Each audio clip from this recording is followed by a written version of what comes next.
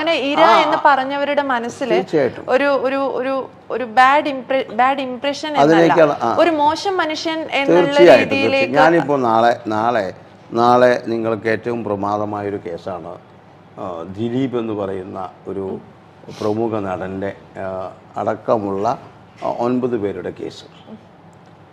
നാളെ ഒരു പക്ഷേ എല്ലാവരെയും ശിക്ഷിച്ചാൽ നിങ്ങളെല്ലാവരും കൈയടിച്ച് പറയും, അയ്യോ നന്നായിപ്പോയി, ആ കുട്ടിക്ക് ഇരയ്ക്ക് നീതി കിട്ടിയെന്ന്.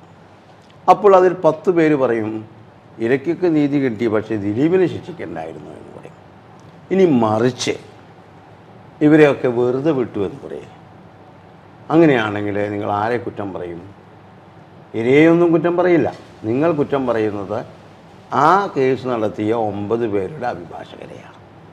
അപ്പോൾ ദിലീപിൻ്റെ അഭിഭാഷകനെയും ഒരുപക്ഷെ എല്ലാവരും കുറ്റം പറയും, അയാൾ ചെയ്തത് ശരിയായില്ല, ഇരയ്ക്ക് നീതി. അപ്പോൾ ഇത് ഒരു സമൂഹത്തിൻ്റെ കാഴ്ചപ്പാടാണ്. ആ കാഴ്ചപ്പാടിൽ നിന്നുകൊണ്ട് ഒരു അഭിഭാഷകനെ കേസ് മുന്നോട്ട് കൊണ്ടുപോകാൻ സാധിക്കില്ല. അപ്പോൾ അങ്ങനെയുള്ള സാഹചര്യങ്ങൾ, അതിപ്പോൾ ഞാൻ നടത്തുന്ന ഏത് കേസ് തന്നെയായാലും